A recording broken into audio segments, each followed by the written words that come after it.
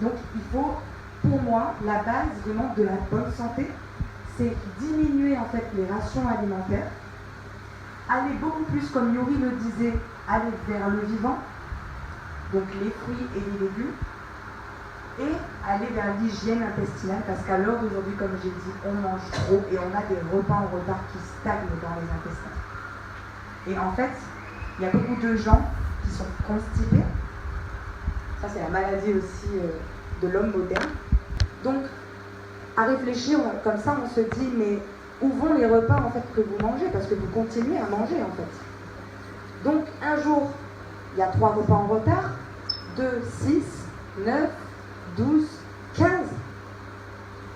Au final, on se retrouve, on a 15 repas en retard quand on n'a pas été à la selle au bout de 5 jours. Et ça doit vraiment nous alarmer.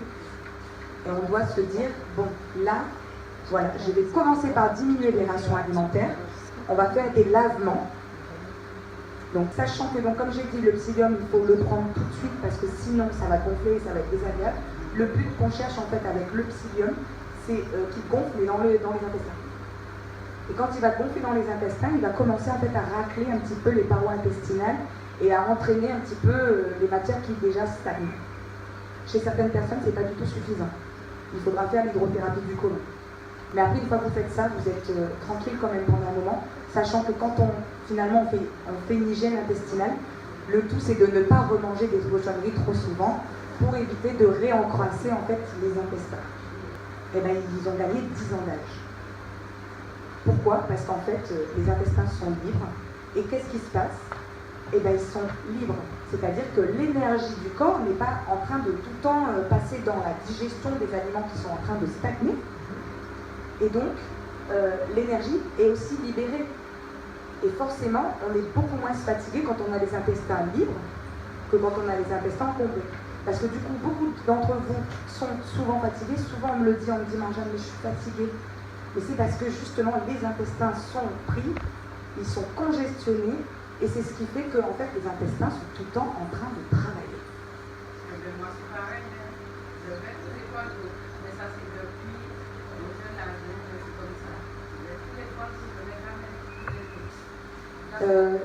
Ça c'est vraiment, moi je veux en parler tout le temps parce que c'est vraiment une des clés de la santé en fait. Et je partage souvent une vidéo, 8 personnes sur 10 ont des parasites. On a des vers. Souvent on dit on attrape les vers dehors. Mais en fait les vers, ils sont là pour, entre guillemets, éliminer ce qu'il y a en trop dans les intestins. Donc en fait les parasites naissent naturellement dans vos intestins. Et ils sont là pour justement éliminer le trop-plein. C'est pareil quand vous laissez la poubelle avec les déchets, ben, au bout de 2-3 jours, vous avez des vers. Et donc ça fait la même chose dans les intestins parce qu'on a quand même 37 degrés aussi dans le corps. C'est pas trop. Par contre, je rajoute qu'il faut vraiment boire beaucoup. Il faut boire beaucoup parce que si vous ne buvez pas assez, en fait, le psyllium va faire l'effet inverse et il va faire un bouchon. Et j'ai déjà eu des cas, des retours comme ça qui me disent mais le psyllium m'a constipé. Alors déjà, si les intestins sont congestionnés et qu'en plus vous ne buvez pas assez, forcément il y a une déshydratation en fait, au niveau des mucoses intestinales, ce qui va favoriser encore plus en fait l'atonie, le manque de tonicité. Et on sait que la digestion c'est géré par le système parasympathique. Donc c'est pas nous qui contrôlons. Donc c'est important en fait de vraiment penser à vos intestins. Et comment on pense à ces intestins aussi, c'est avant de passer à table, on se pose la question, est-ce que ça va me nourrir ou est-ce que ça va m'encrasser? Ça c'est une bonne chose à faire. C'est reprendre conscience en fait de l'acte de manger qu'on a un petit peu perdu. De la même manière que quand on fait nos courses, en fait on est dans un automatisme et puis on achète ça, mais on ne se dit pas est-ce que c'est bon pour ma santé? Est-ce que finalement ça ne va pas m'encrasser? Est-ce que ça va me nourrir? Et c'est ça qu'il faut qu'on reprenne. On est maître de notre destin, on est maître de notre corps, et il faut qu'on reprenne en main ces choses-là. Et après, c'est pas qu'une histoire de portefeuille, hein. On va en parler après. Oui, justement, tu vois, tu as lu dans mes pensées. Mais donc, du coup, cet encrassement-là, c'est dû à quoi en fait? Qu'est-ce qui encrasse le corps? Vous avez des exemples?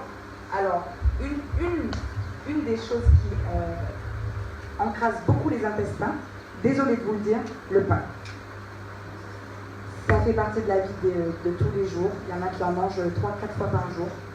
Alors il faut savoir que le mot gluten vient du mot glu, et le mot glu veut dire colle. En fait, j'ai vu il n'y a pas très longtemps un Italien, et quand je lui ai dit ça, tout de suite il m'a dit, mais c'est vrai, quand je fais mes pâtes, mais ça colle. Puis quand on étire comme ça, on voit bien que la pâte est collante. Et en fait, le fait d'ingurgiter le pain et avec les enzymes digestives, l'eau, les sucs digestifs, etc., et bien ça refait la même chose, c'est-à-dire que le pain, il redevient de la même manière, il redevient collant, etc., etc. Et quand on en mange tous les jours, 3-4 fois par jour, en fait, ça colle au paroi intestinal. Et ça empêche tout ce que je vous ai dit, donc le péristaltisme, mais aussi l'assimilation des minéraux et des vitamines, puisqu'on sait que tout est absorbé dans les muqueuses intestinales. Donc il y a le gluten qui encrasse le corps, donc tout ce qui est brioche, désolé, tout ce qui est les pommes cannelle, les pains au chocolat, désolé, les pâtes, voilà. Donc je reviens sur le manger local. Il faut éliminer tout ce qui est gluten. Moi, je ne suis pas malade, je ne suis pas tolérante, mais je faisais beaucoup de sport et en fait, j'avais tout le temps mal à la sciatique. Et de par mon métier d'aide-soignante, on sursollicite beaucoup notre dos et j'avais tout le temps mal à cette sciatique. Et quand j'ai fait plein d'examens, on m'a dit, Marjane, tu fais de l'arthrose. Et j'avais 28 ans à l'époque et j'ai totalement refusé ça. J'ai dit, je fais de l'arthrose.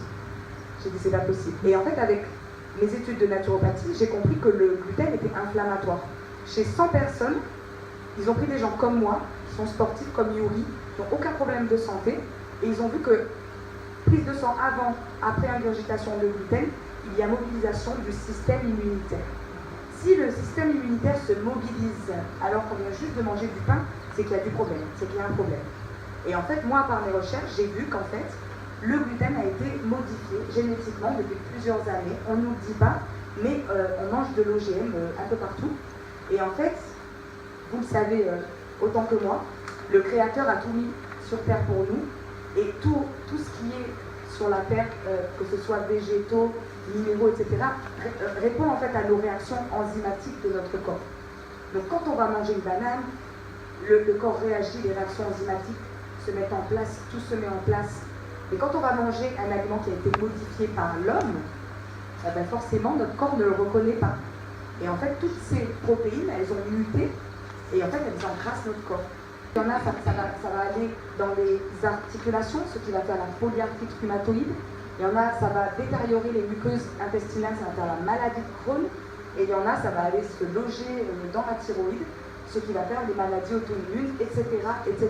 Et ça dépend vraiment en fait de notre constitution et de l'hérédité. On n'est pas tous égaux au niveau de l'hérédité, donc chacun est à part.